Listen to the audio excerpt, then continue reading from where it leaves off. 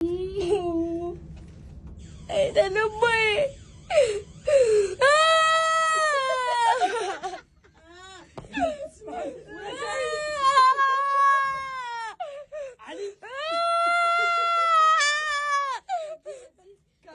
القرآن ما اجي ما تعبى. انا وياك.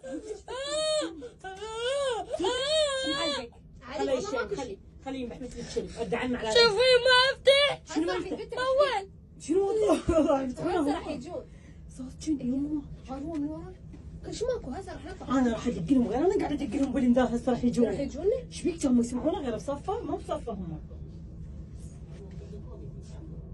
ها جاي يحجون. ها عيني يلا بسم